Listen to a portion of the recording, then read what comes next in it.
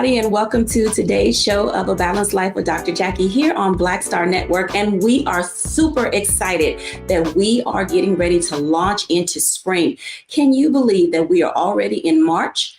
Things are starting to look a lot better because let me tell you, winter was brutal, well, at least for some of us. For y'all down south who are watching, I know that y'all had great mild winters and y'all were just still out having a good time and doing what you do. But those of us up here on the East Coast were struggling just a little bit with all the snow and the days off and everything. But let me tell you, even in the midst of everything that has been happening these last few months, we have not stopped thinking about what it takes for us to just launch into what's next for our lives and consider today to be what we are calling bold and balanced. I know you're wondering, how are you taking all of the steps that you need to take? How are you going to prepare to move your life forward? How are you going to manage these kids when you have them to yourself and school is out for spring break? I know. And guess what? We got you.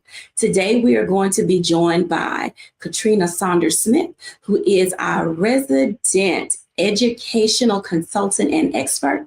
We will also be joined today by the lovely Charlotte Avery, who is our family strategist. And Dr. Tierney is here today, author of the Goal Mapping Journal and Leveling Up. So ladies, let's jump right into it because today is not going to be like any other day that we have had. There is so much that has been going on in our society. We managed to make it through January. Praise God and thank him daily. We made it through February and here we are in March already. So much has been happening. So let's catch everybody up. So Charlotte Avery, talk to us about what's been happening, what's been going on. Now, remember y'all, Charlotte's going to introduce herself. And for those of you who've not met her, she has got a lot going on. But let me tell you, she is bold and balanced. Hey, Charlotte. Hello. I am so excited to be here. My name is Charlotte Avery. I am the family strategist with a PhD in motherhood, wife of one, mom of 7, and now the owner of 1 pet. So yes, we've got a lot going on over here in the Avery household. We are preparing to have a 3rd graduate, which means now we're preparing to have 3 in college.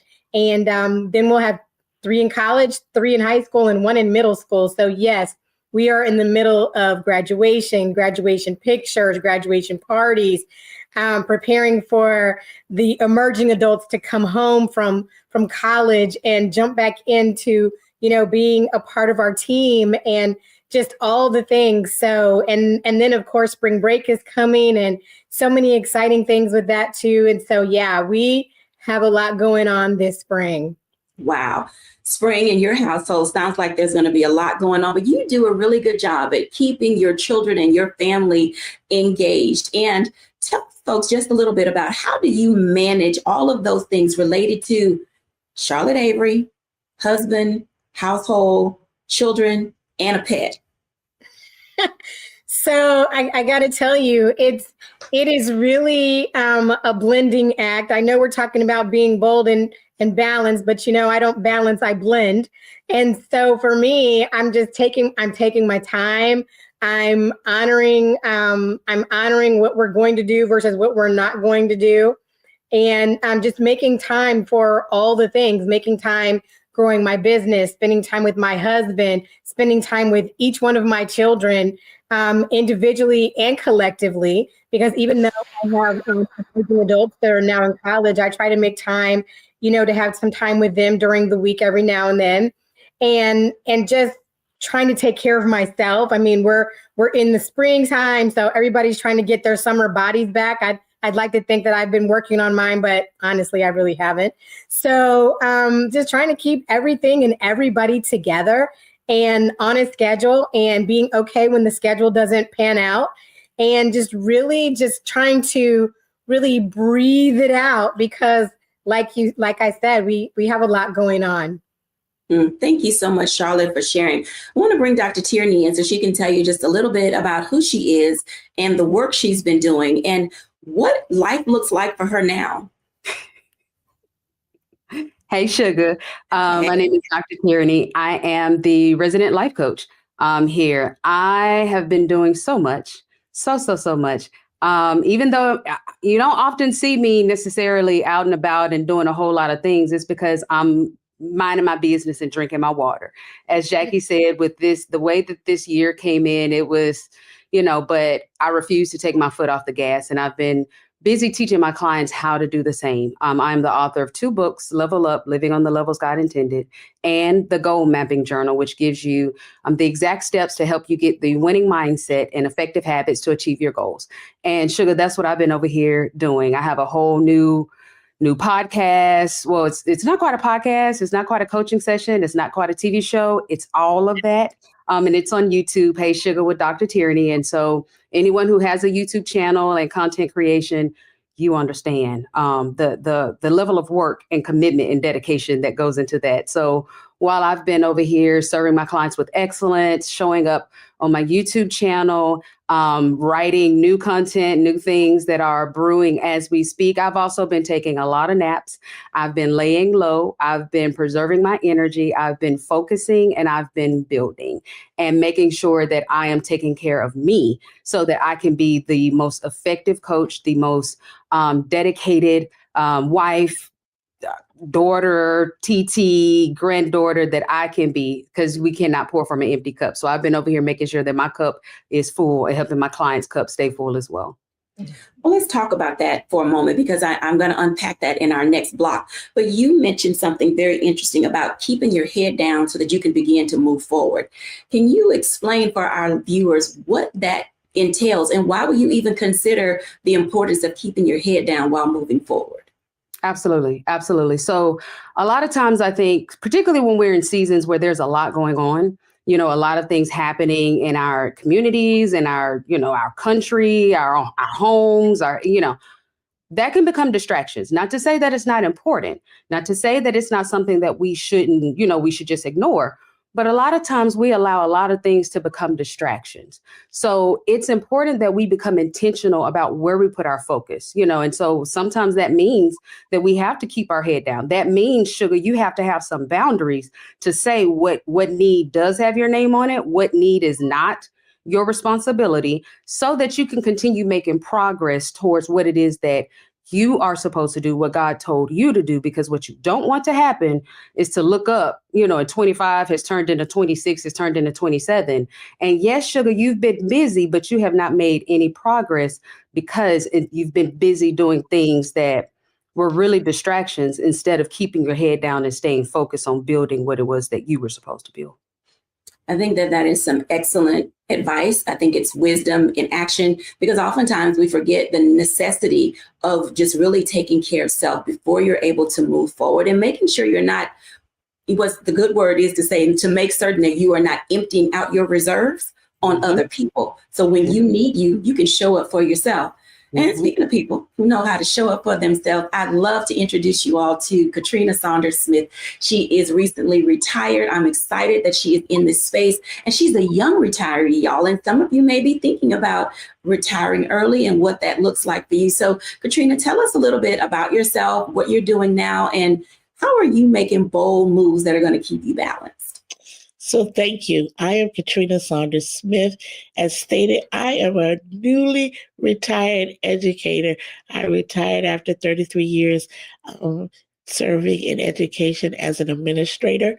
And I think for me, as we look at retirement, we have to decide what's best for us. We're talking about being bold and balanced, right? So balance for me looked a little different. I've done a lot of things. I've been able to accomplish a lot of things, but this next step was what was next on my journey. So for me, I am now out here. I've become a CPC, working on my coaching business, and then starting to just mentor teachers that need that extra boost and need to find balance in today's educational system. So what's next? Oh boy, we can't just stay tuned, because there are going to be some exciting things coming as I try to pour into educators and parents to help support them along the journey with their children. Now that's a bold move, coming out of the classroom into the consulting and coaching space to facilitate other people's guidance into helping them learn how to be advocates. Tell us one or two steps that you think are important to parents, and there are a lot of grandparents who are raising, children. There are a lot of surrogate aunties and uncles after, COVID and coming through the pandemic. We lost generations of wisdom. Share with us a few tips that you believe have become necessary in the advocacy space for individuals who have to, as Charlotte said, still have collegiates, high schoolers, and middle schoolers, and some elementary school parents. So some of the steps I would suggest, and they're tried and true, and you probably heard people say it, but you really have to lean into it and do it with fidelity, is one, you are your child's best advocate.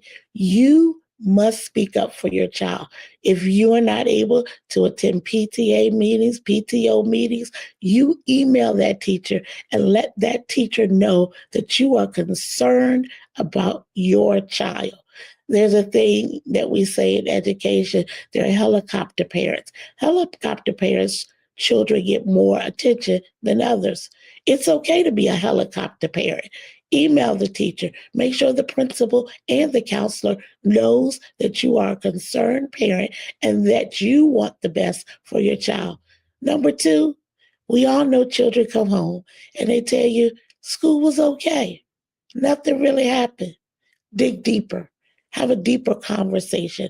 Ask more intricate questions. What in math did you learn? What method did the teacher teach you today? Ask the science questions. Were there any interactive things you did today? How do you feel about what you learned? What impact does that have on your life as you're learning in the classroom? Engage your child at every level to push them beyond where they currently are. I think those are some excellent tips. I'm going to ask Charlotte and Dr. Tierney to jump in there because there are other siblings involved. And oftentimes with those things, they play a part in whether or not one kid or another kid can do the things they need to do. But then also there are other adults in the house who may not necessarily agree with your methodology. So how do we balance these things? Charlotte Avery. So, my husband and I, we are very clear that teamwork makes the dream work. And that starts with us. And so it's really important that my husband and I are on the same page when it comes to what's going on with our children as far as school, as far as their activities, as far as really everything that they're doing, because knowing that we have a big family, somebody else's activity or an event has an impact on the rest of our family. So sometimes we try to be intentional about showing up all together, but sometimes we have to divide and conquer. And when we divide and conquer, we have to be okay with that. I'm a mom who wants to be very present with my children, but sometimes I can't be everywhere at the same time. I can't clone myself. So, I have to give myself grace and be able to say, you know what? I showed up for this for Isabel last week. This week, I'm showing up for this person's activity. And so, it just becomes, like you were saying, a balancing act per se. But I mean, it's just something that we really have to do. But to be engaged, to be present, but also for parents to be on the same page. And you know what? Communication is really important. Like some parents don't feel like they have to talk to their children and tell their children things. I do. I talk to my children. I keep them engaged and I keep them involved because their thoughts and their opinions matter to what's going on in our home. Absolutely. When we come back after the break, I'm going to jump in on this same conversation with Dr. Tierney, because oftentimes it becomes our word against theirs. It's like mama said, auntie said, grandma said, daddy said. But at the end of the day, how we become bold and balanced also means taking ownership and responsibility of those things that are ours. We'll be back in a moment after the break.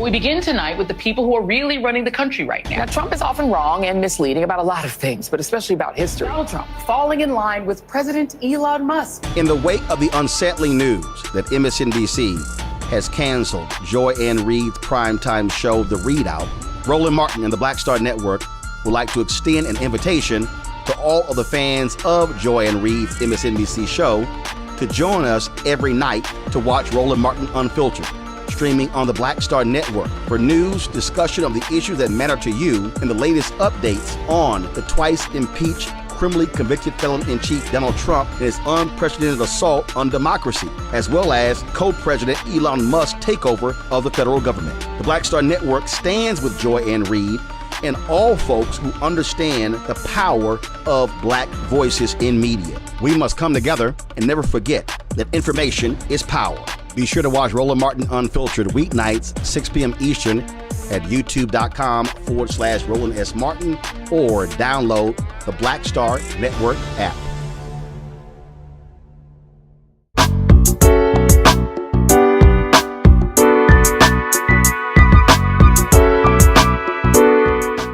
Welcome back, everybody. As you can tell, we have a lot to talk about, making bold steps in our households, helping other people get on page with where we are and how we see things are supposed to move, can sometimes really get us in a space of self-discovery, because being bold and being balanced also means learning who you are and how you're working.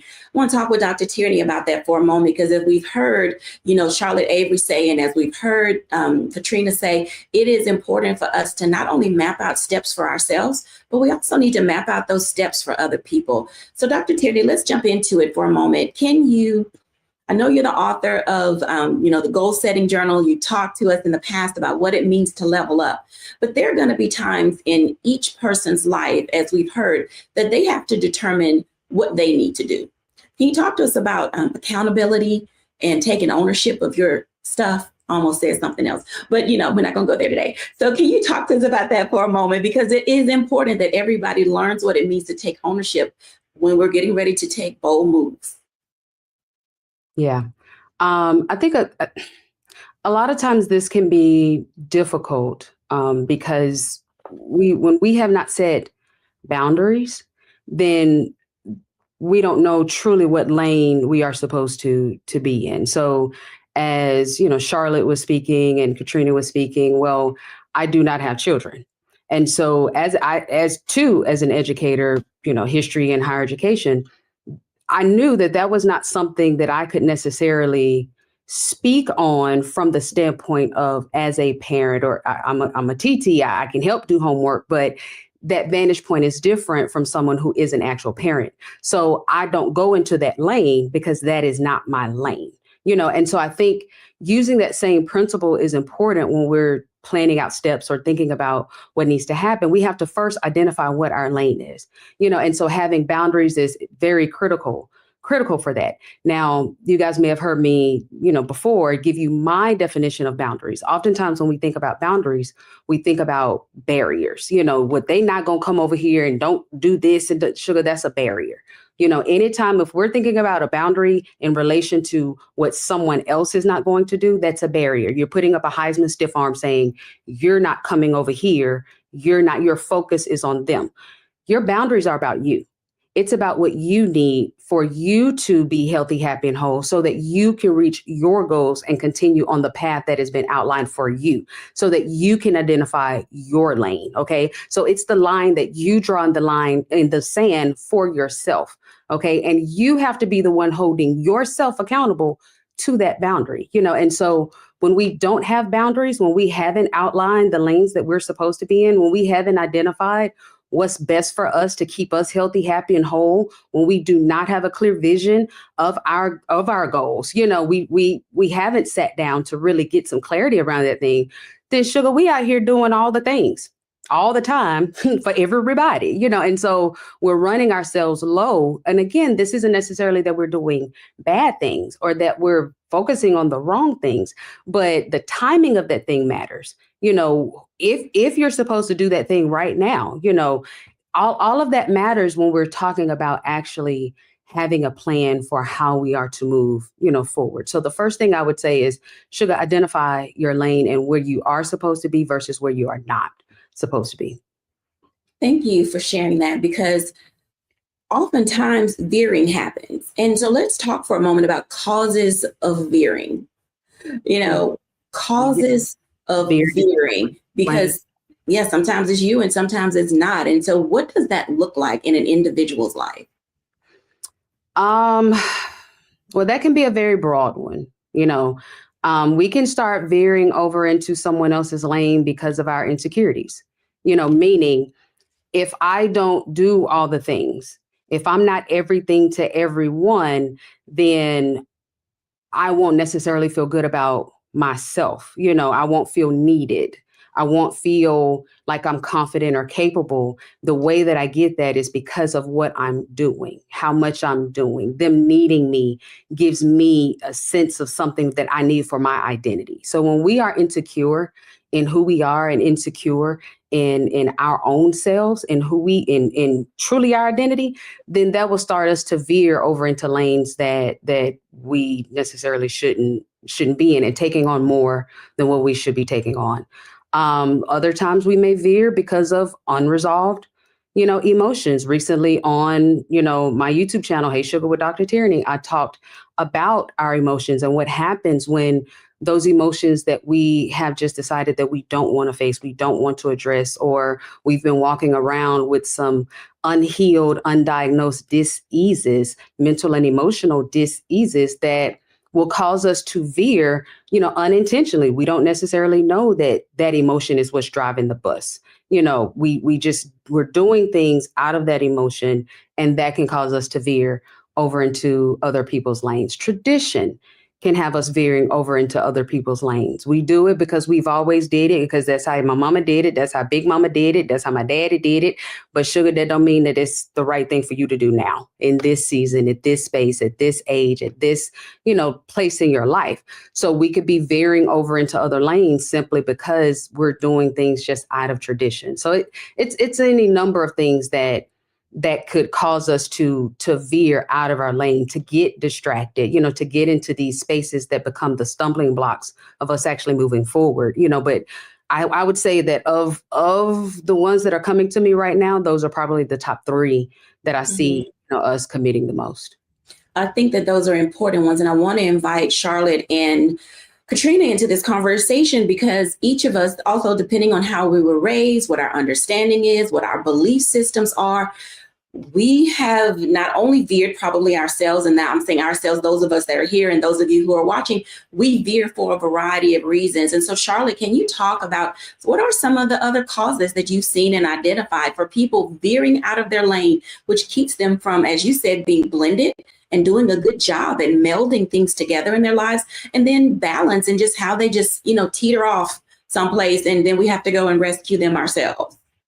So first of all, I want to give Dr. Tierney a high five and an amen, because I've never heard like high five and amen, girl. Because let me tell you, I have never until this moment, I have never heard boundaries and barriers defined that way.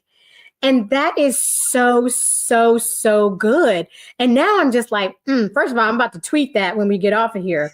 But second of all, I mean, that is like a really good aha moment. I'm like, boundaries versus barriers. Yes. Like I've always said boundaries are for me. Yes. But to know the difference between boundaries and barriers, girl, you hit that like out the park. Thank you. As far as veering, being a mom, there are so many things that can cause me and probably a lot of other moms to veer, and especially depending on the age and the season of life that you are in and the age and season of life that your children are in. Because let me tell you, so I say that I gave up mommy guilt, like after my 3rd baby, like I didn't feel guilty anymore, right? But I'm going to tell you something, even when you're trying to keep up with other people and they're, what mom A is doing this her way and mom B is doing that way, you can veer off and forget the plan that God actually has for your family, because you're so busy trying to focus on what God's doing for somebody else's family. And you don't even know the price that they're paying to do what they're doing for their own household. So, for me, I'm like, okay, well, just mind your business in your own household. And, when you veer, like if you've ever driven on the road and you have veered, you're either going to crash or you're going to automatically think, oh my gosh, I don't mean to be over here, and get back in your lane, right? And so, for me, I mean, I've been there and I've done that where I veered off, but I thank God for grace and mercy and the fact that I had the wherewithal to say, you know what, this is not what I'm supposed to be doing, and I need to get back over here before I crash. And guess what? Crashing doesn't just involve me. Crashing involves the other 8 people who are tied up with me, who are linked to me, my husband, my 7 children. And not only that, but it also, if I veer off and crash, it also impacts my clients, and it impacts my job. It impacts so many things. So to be able to stay focused on what it is that your purpose is, and really knowing what it is that you're supposed to be doing for yourself, but also for the people who you serve, is so, so important. And yes, those boundaries are so important. Like Dr. Tierney said, I'm telling you, I'm over here like right now, like boundaries and barriers. Like I'm putting that in my pocket and taking it with me. I think that those are important keys, because some people you do want to keep out. I love your Heisman Trophy stiff arm, because some people are like, no, just stay right over there and everybody's going to be fine. But then there are other times where you recognize and you realize, my barrier could be too high. When you come into a season of your own and you're looking for space that you need for yourself, then there comes a time when you have to say, you know what, I can relax this barrier just a little bit, because I might be ready to let other people in. When we come back after the break, I'm going to ask Katrina Smith to start us off, because there are going to be times when you recognize and realize that you are doing the most and too much, and it can be detrimental to who you are and where you're trying to go. We'll be back in a moment after the break.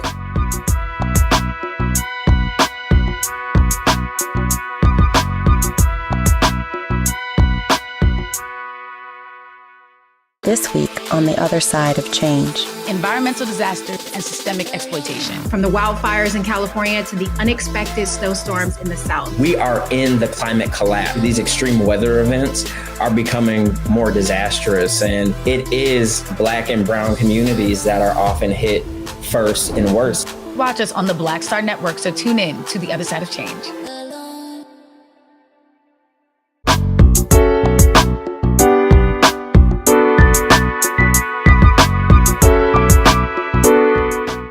Welcome back, everybody, to A Balanced Life. And as you can tell, there is a difference between barriers and boundaries. And we've talked a lot today about taking ownership of who you are, ownership of those people who live in your household and who you work with, while at the same time making certain that you take care of you. I want to invite Katrina Smith in to talk to us a little bit about what that looks like in real time. Our everyday lives can be so busy running organizations, being a part of groups, managing our households, managing ourselves, that oftentimes the lines get blurred. So talk to us a little bit about what that can look like for us as we determine when we drifted over, but then also how to help other people get back to their lane. Katrina. Well, wow, what a segment in. How many of us have drifted over? We all could probably raise our hands. We are doing too much and the most at all the time. We are in many organizations. We're leading, we're packing lunches, we're washing the dishes, we're the car driver, the picker-upper, we got a job, we're the caregiver. And sometimes we just do too much. No is a complete sentence. And it is okay to say no. You have to realize and stop and take a moment to just breathe and say, ooh, maybe not today. It is okay for you not to do everything. We've grown up, many of us that are up here, in a time and era where we saw our mother, our four aunts, and everybody else do everything. It's exhausting. And we have to recognize we're exhausted and that we need a break. So when we look at, too much, we can start by categorizing what is necessary and what can wait for later. We have to start putting ourselves first and maybe develop some buckets. What is something I must do immediately? What is something I can wait to do? What is something I must take action on? And what is something that can wait for me? I think those kind of things, when we take a moment to sit with ourselves, helps us align and helps us with what she said, boundaries and barriers. Because, honey, I also made a little note on the side because I needed to rethink that myself. So as you think about that as a person, you have to start looking and peeling back layers. what have I been doing that I did out of habit because I've always done it and I think I'm the only one that can do it? And what am I doing that is too much and I can put away or give to someone else to handle? I want to add something to that. And I'm going to ask Dr. Tierney to come in with Katrina because, oh, Lord have mercy. So Dr. Tierney mentioned her areas where people often get off track and off focus. And one of the things that I wrote down in the midst of writing, she had tradition, insecurities, unresolved emotions. And one of the things that I wrote down was attention-seeking behavior. And I want us to talk about this for just a moment because Katrina said no is a complete sentence, but oftentimes people can't say no because then they won't be the center of attention. But then other people can't say no because they have a fear, if you will, of confrontation. What will happen to me if I say no? How will I get in trouble if I say no? Will that person still be my friend? And honestly, as grown women, grown men, others that are watching, we still have those types of issues of wanting to be wanted by other people. So Dr. Tierney, for just a moment, attention-seeking behavior, how does that impact our ability to be bold?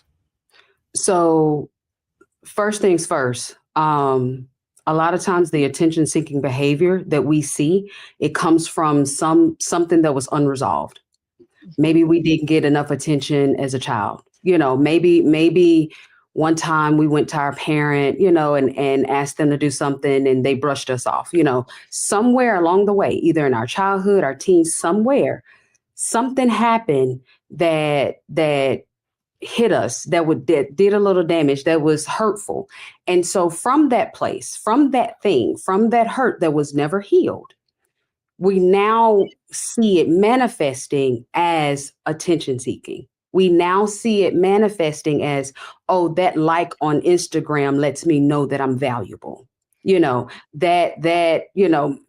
Attention from that guy or that girl lets me know that I am worthy, that I'm enough, that I'm pretty, or whatever, fill in the blank with whatever it is that we feel that we are lacking.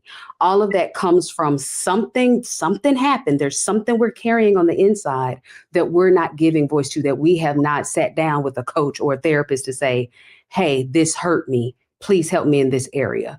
And so I want to make sure that we're very clear that before, because oftentimes we will kind of demonize the attention seeking behavior. Oh, you should just be doing that, not knowing that it comes from a deeper place, But when we get into that loop, when we're now on this attention seeking loop, it's like almost like that hamster wheel. How do we get off of it? How do we, start to not see that as a thing that's driving the bus in terms of what we're doing? Because if I don't do this, then I won't get the attention. How do we stop being spotlight cowgirls or spotlight, cowboys? But all of that, it turns into this whole thing that ultimately comes from, there was something that hurt you that we need to work on healing. And then once that thing is healed, you'll find that attention seeking behavior, it'll start to just recede on its own. We won't necessarily have to develop, methods or steps or things to try to stop the attention-seeking behavior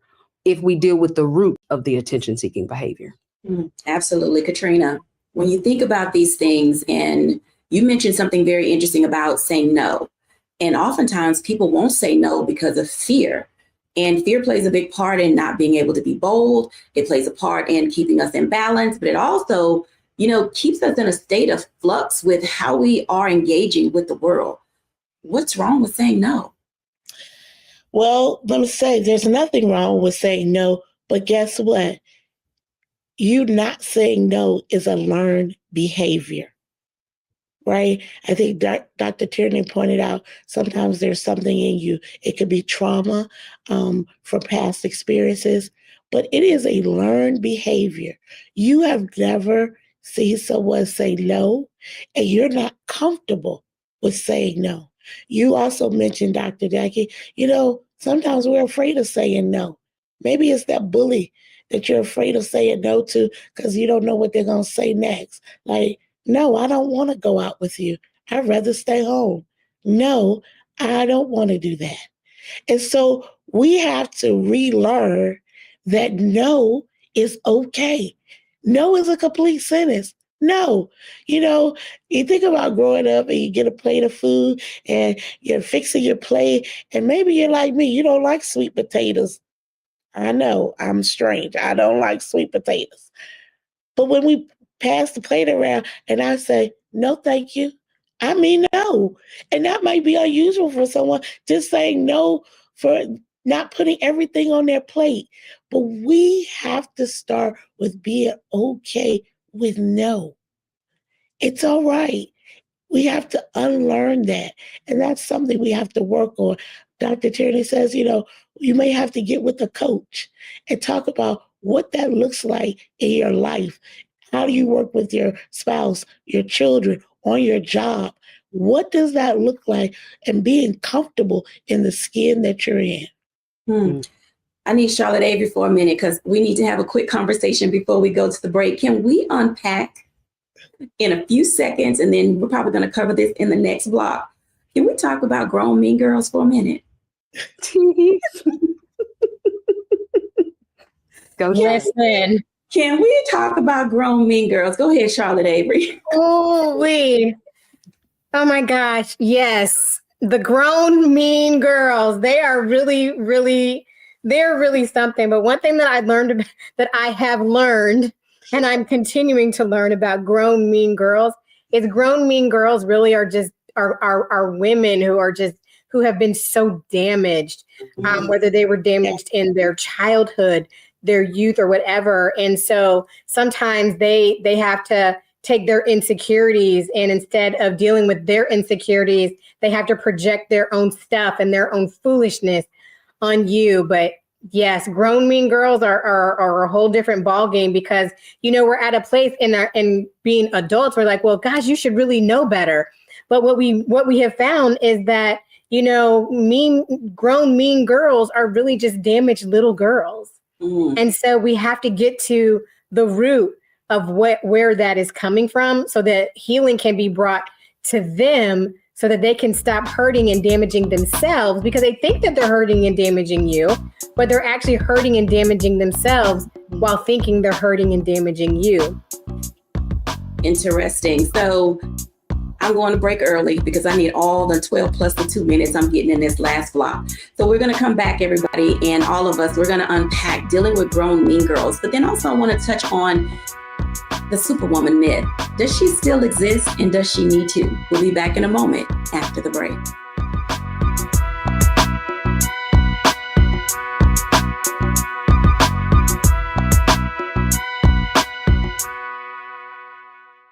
Hello, I'm Isaac Hayes III, founder and CEO of Fanbase. And right now we're accepting investors in our $17 million round to revolutionize the future of social media. Today, for just $399, you can own 60 shares of stock in Fanbase at $6.65 a share. Go to startengine.com/fanbase and invest today. While the big platforms have grown too massive and disconnected from their users, Fanbase is building a platform where creators and users truly come first. We've already raised $8.6 million from everyday investors who believe in this vision, and now you can join them. This is your chance to invest in a social media tech company with over 1 million users that is disrupting media by allowing anyone to reach all of their following and monetize their content from day one. The market is changing, big platforms are failing to serve their users, and Fanbase is stepping up to fill the gap. Don't wait until it's too late. Invest now. Invest for yourself and your future. Go to startengine.com/fanbase and own the future of social media.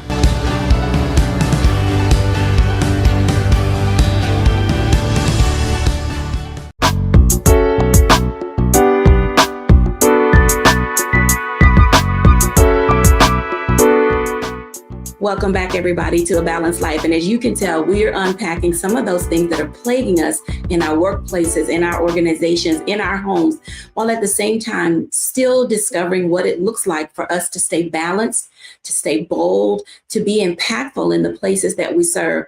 Come on in, ladies, let's have a conversation, because grown mean girls is a topic of discussion pretty much in just about every environment in which we all find ourselves. And then our clients call us and talk about the mean girl in the next cubicle, and everybody's going back into the building and into the office. And then we've got mean girls in our organizations, in our churches, mean girls bump into us with baskets at the grocery store. It's just everywhere.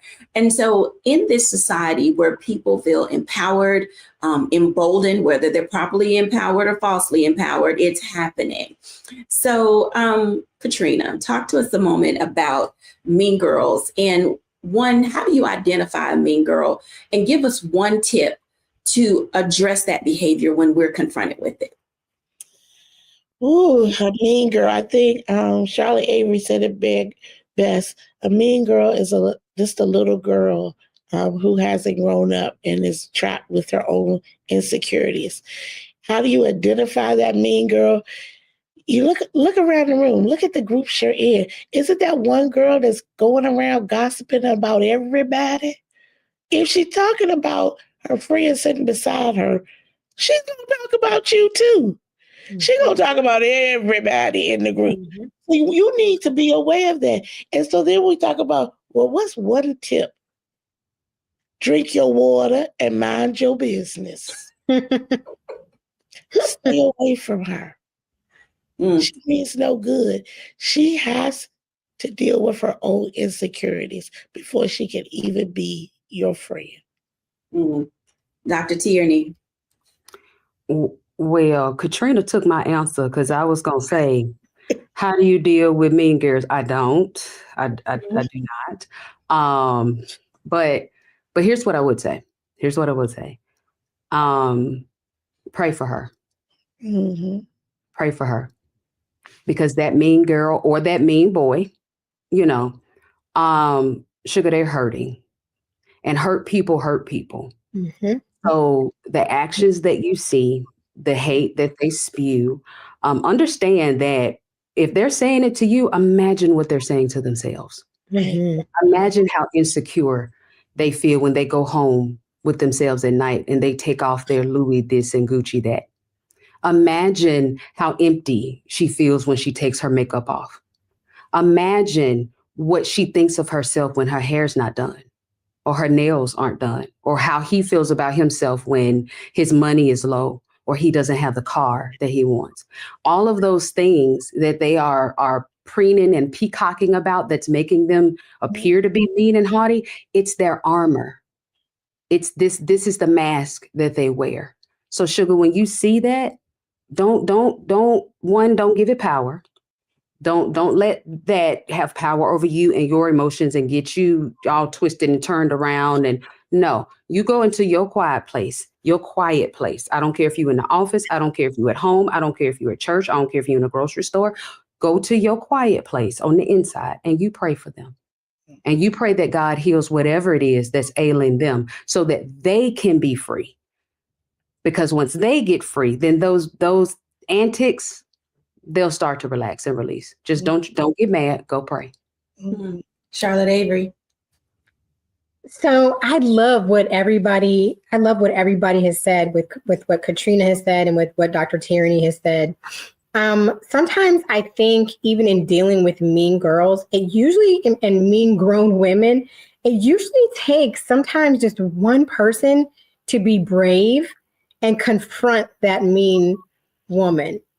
Sometimes it's really just, and when I say being brave and bold, I'm not talking about being like, girl, I need you to get yourself together. And that's not what I'm saying. I'm talking about being brave enough and having the grace and the mercy to sometimes just pull that person aside and be like, have you ever noticed X, Y, and Z?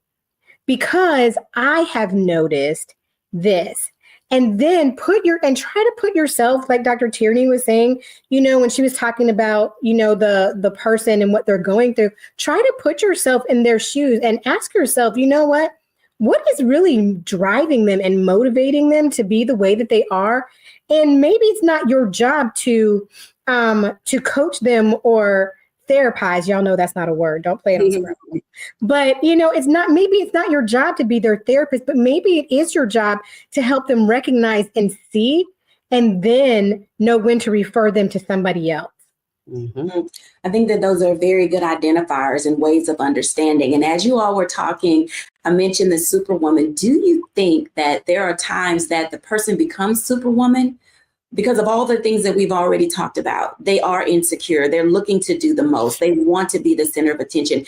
They have to be all things to everybody. I mean, that's what's been placed on us as women, that we want to make bold moves, but oftentimes we're not balanced internally or externally because we're trying to do it all. Katrina, why do we have to think we have to do it all? What's wrong with us? There's actually nothing wrong with us. We've grown up seeing people do it all. It's by nature of our race and our gender. We believe that we have to do everything, and that if we don't do it, no one else will. And so that's a learned behavior, right? Mm-hmm. And so we are here to be myth busters, maybe. We can't do it all. We need to take that cape off, take it to the dry cleaner, and hang it up on the closet, and only take it out for emergencies. We can only do but so much. And the more we realize that there are people out there that will support us, they will lift us up, and that we don't have to do it all, the better off we will be, and the more we can attend to our own self-care. Charlotte Avery. I love that. So if you know me, you know that I love all things Wonder Woman. I do. Like, she and I, we've never been in the same place at the same time, but, we kind of are the same person. But let me just say, I remember having Superwoman syndrome. And I tell you what, my life became better when I actually, did take the cape off, but then put it back on in a different way. And when I actually became Wonder Woman, it's when I learned how to set boundaries, when I learned that I didn't have to do everything perfectly, when I realized I didn't have to do all things and be all things to all people in my household and, my community or whatever. I really became a better woman when I learned really how to honor my yes and honor my no and not feel bad about it. I learned how to I became a better woman when I learned, and tapped in and did my own self-work to see, why is it that, I feel like I have to say yes all of the time. And, like Katrina was saying, we've grown up seeing a lot. Our parents were baby boomers. For me, I came from a single parent home, and my mom, she was doing it all. I mean, she's amazing. And so for me, I was like, oh, I got to do this. I got to do that. This has to be perfect. But you know what? Perfection was driving me crazy, and perfection just doesn't even exist. And so once I realized that, I don't have to, and I can delegate, and I can teach people how to do other things. And now it frees me up to be more than my husband's wife and my children's mom. It frees me up to be, the entrepreneur that God called me to be, the true Proverbs 31 woman that he called me to be, as an entrepreneur and a business owner and an investor and all the other things, and somebody who is practicing my own self-care and taking care of myself. And so once I learned how to do that, and I'm still continuing to learn how to do that because the seasons of my life continue to shift. But once I learned how to do that, then I was able and more capable of coaching and bringing other women along and teaching them how to do the same thing. Absolutely. For the next few minutes that we have together, let's, we haven't done this in a while, so let's give our audience a be bold.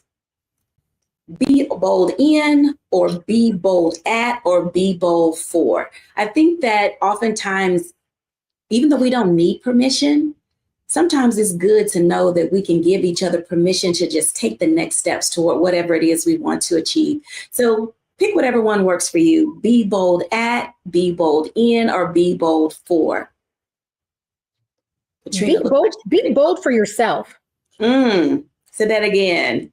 Be bold for yourself. Because if you're not bold for yourself, then anything and everybody are going to try to run you. And you have to be bold for you. You have to be honest with who you are. And you have to be the one. Listen, nobody is what do you call it? oh my gosh, I can't think of the word. Nobody's a mind reader, right? So you have to be bold and take responsibility for your decisions, your choices, the things that you're going to do, the things that you're not going to do, and in honoring yourself. Be bold for you. I'll go next. I say be bold and life adjustments, right? Dr. Jacquie alluded to, I retired early. I know I look good. I retired early. And I did that, and I took a leap of faith. And so you have to be bold in making life adjustments for you and your family. My next path, my next journey has already started, and I'm looking forward to it. But you have to step out on faith. Make sure you're in alignment with the will of God, and be bold and do it. Isn't that what the Nike commercial says? Just do it. So I would say be bold in asking for help, asking for and accepting help. We were just talking about the Superwoman myth. My signature coaching program is actually called the Balanced Superwoman or Balanced Superman system. Because it's not just women, it's men. And a lot of times we allow social perceptions, we allow family perceptions and performance pressure to put that cape on us. You know, we're killing it over here at work, and we're killing it as a mom, we're killing it at job, we're killing it and it's killing us, you know, and a lot of times it's because we are not asking for help. Our pride has gotten in the way to where we do not feel comfortable asking for help. We see that as a weakness. Sugar, everybody needs help. Okay. So be bold in asking for and accepting help. Thank you all for sharing. I think I would say that my be bold is be bold in every moment. Like be present for yourself, be present, you know, in the things that you want to accomplish, and take time to map out those steps and work out those kinks, because there is only one you. When we come back after the break, I'll give my reflection.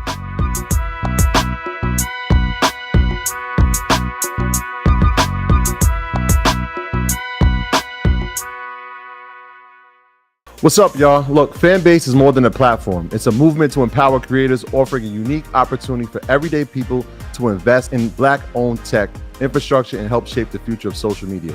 Investing in technology is essential for creating long-term wealth and influence in the digital age. The Black community must not only consume tech, we must own it. Discover how equity crowdfunding can serve as a powerful tool for funding Black businesses, allowing entrepreneurs to raise capital directly through their community through the Jobs Act.